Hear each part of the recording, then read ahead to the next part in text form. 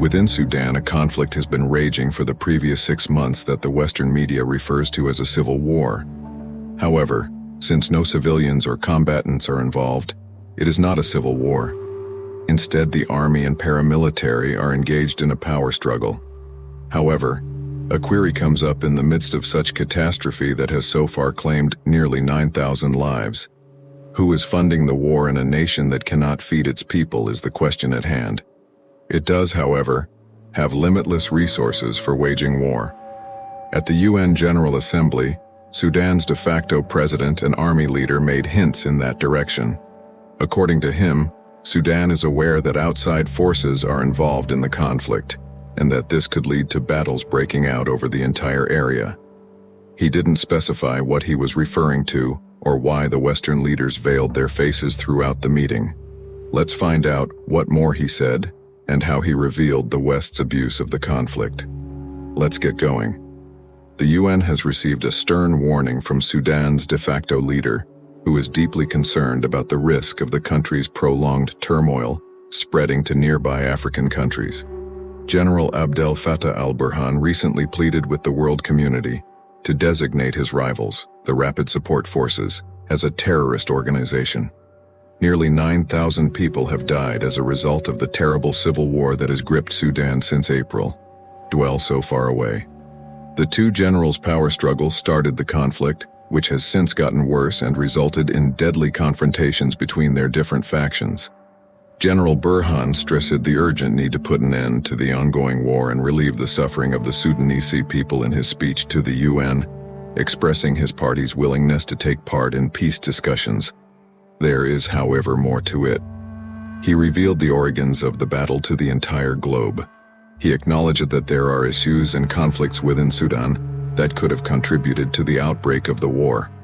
However, he claimed that the length of time points to outside interferences.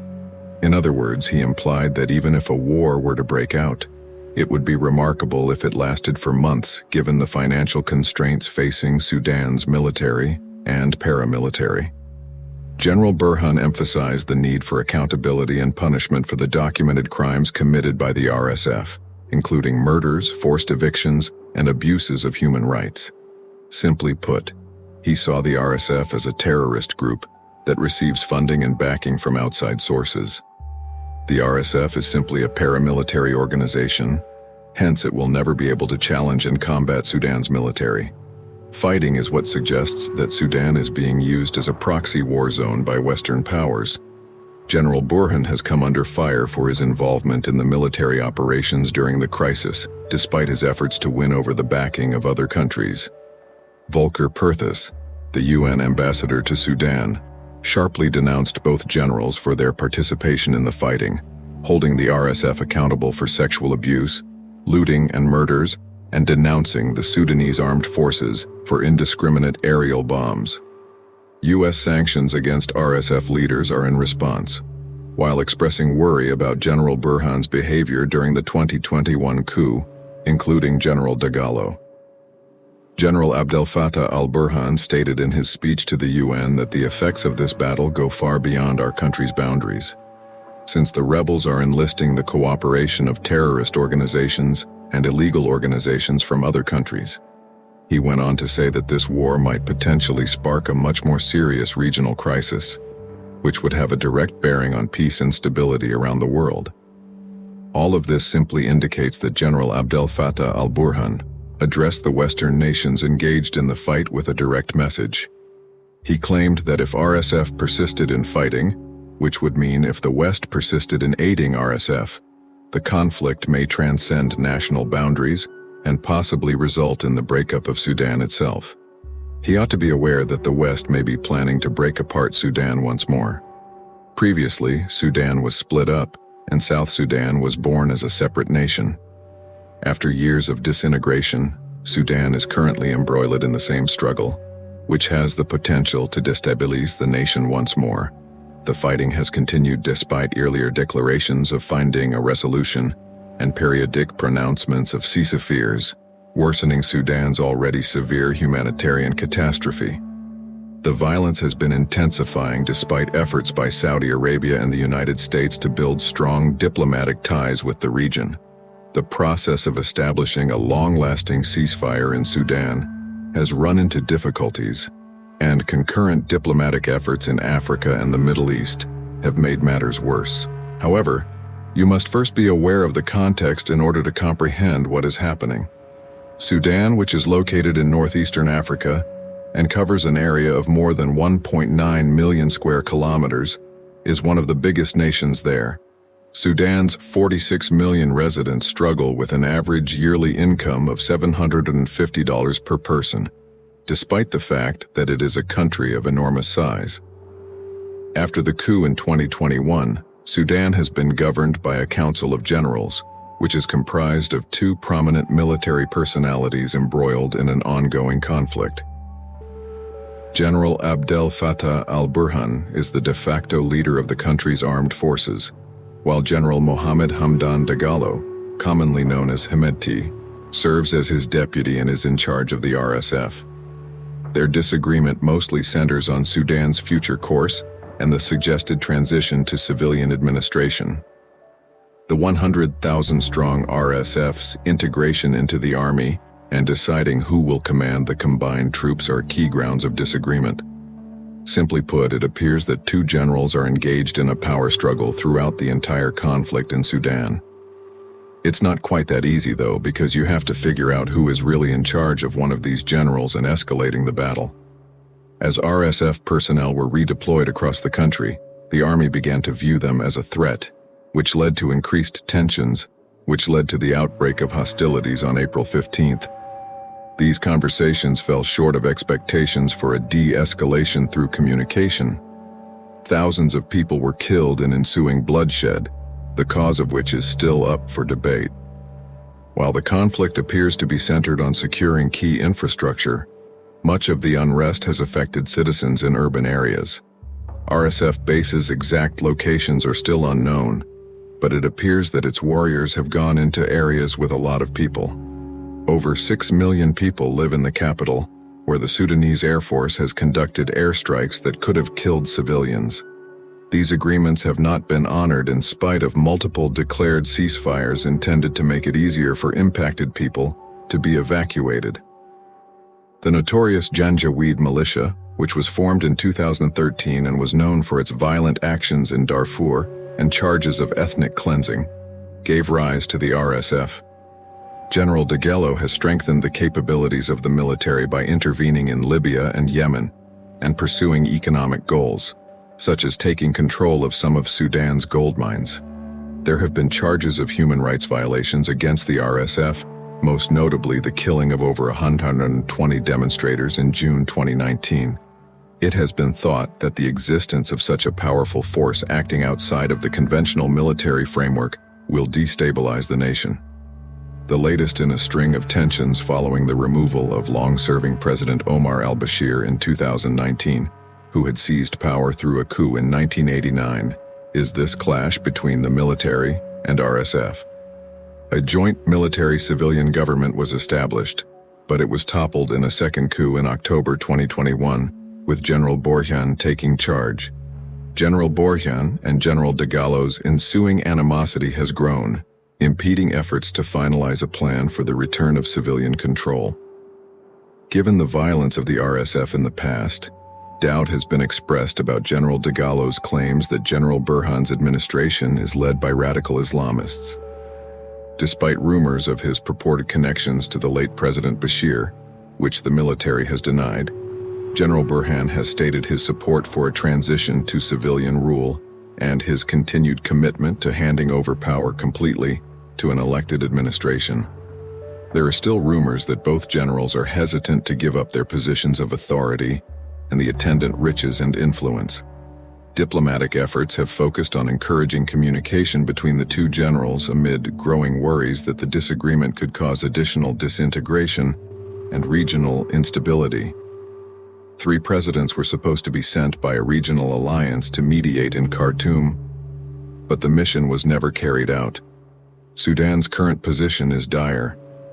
The clashes between the Sudanese armed forces and the paramilitary Rapid Support Forces, which started in Khartoum in April, have escalated into a full-fledged civil war.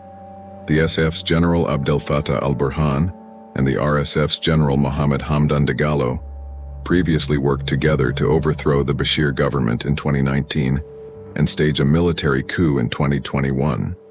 However, conflicts over the RSF's integration into the SAF ultimately contributed to a rise in violence over the past 6 months, trapping civilians in a terrible humanitarian crisis.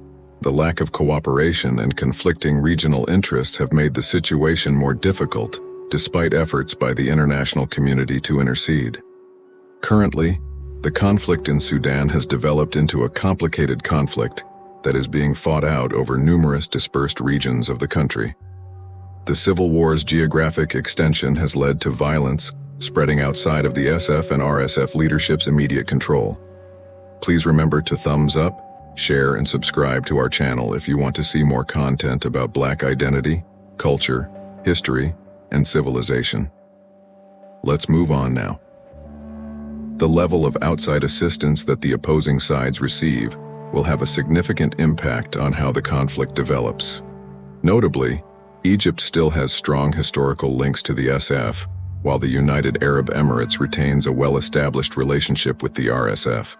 The future of Sudan is now in jeopardy, as foreign interests engage in a tug-of-war, seemingly unaffected by sporadic and generally unsuccessful international efforts at mediation. Khartoum is currently largely under RSF control, with a few SAF strongholds still standing. The SAF's probable use of air power or artillery to push back the RSF, which is now using people and civilian infrastructure as shields, and thereby causing huge material and human losses, will determine the future of the city. Meanwhile, the SAF has strengthened its position in eastern Sudan, concentrating around Port Sudan on the Red Sea coast, turning Sudan virtually into a Red Sea-bound Libya. Living between eastern Sudan and Khartoum, as well as between eastern Sudan and Darfur, leaves them exposed to pressure from both sides, abandoned and short on essentials. The SAF might be counting on the international world growing weary and a potential realignment of regional alliances to support their position that they are Sudan's legitimate government. While some militias in Sudan have been able to stay out of the fighting, a handful signed the 2020 Juba peace deal and recently met in the capital of Eritrea to state their political stance. An important development in the Sudanese war is the expansion of the conflict in Darfur, where the RSF is primarily blamed for the relentless bloodshed that has surpassed the horrors done by the Janjaweed, the RSF's predecessor, 2 decades ago. Even if there have been a few shaky ceasefires, current peace efforts indicate many unorganized attempts to set up mediation organizations.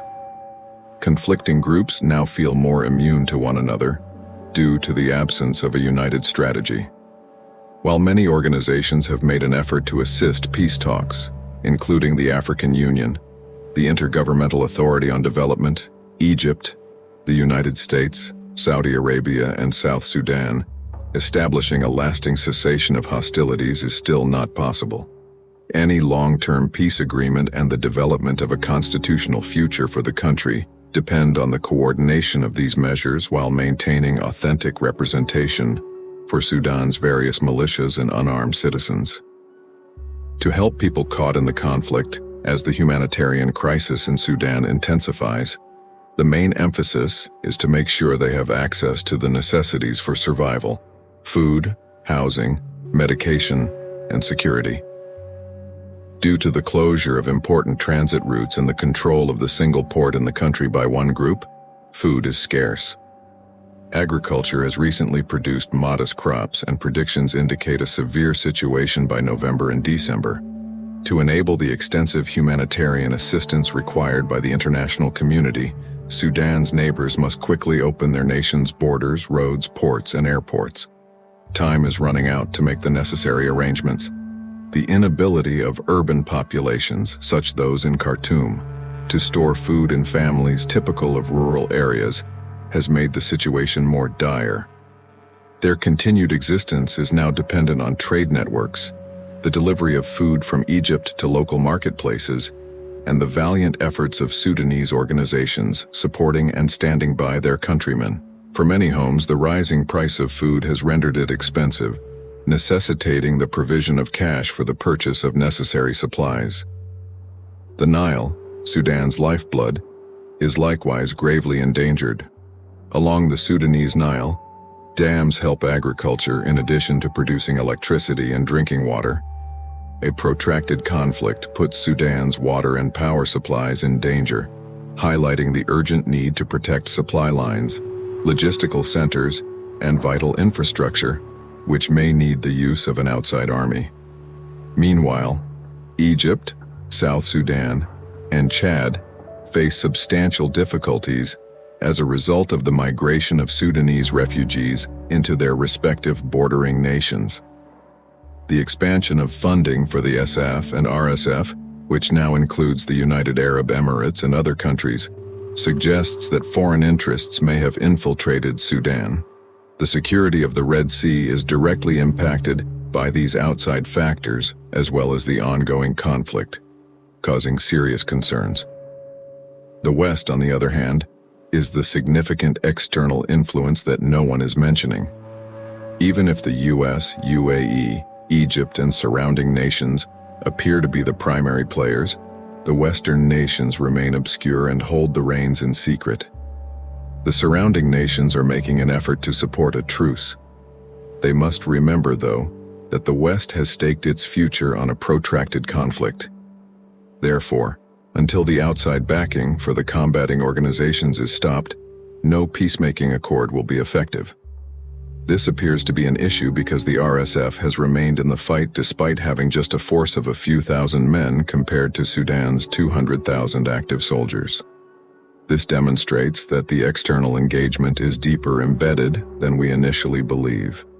If the West is funding the conflict in Sudan but has never done the same to help alleviate hunger or poverty, it indicates that the West is making money off the conflict. It's because nearby nations are already on the verge of being engulfed by this war. If South Sudan appears to be siding with one side, there could be disruptions because the country primarily depends on Sudan for its oil exports. Additionally, any interference with the normal flow of the Nile waters in Sudan directly endangers Egypt's economy and security. Due to their shared border, the future of Chad and the communities of Darfur are intertwined. Additionally, Saudi Arabia has made significant financial investments along the Red Sea coast, making any threat to regional stability a risk to these assets.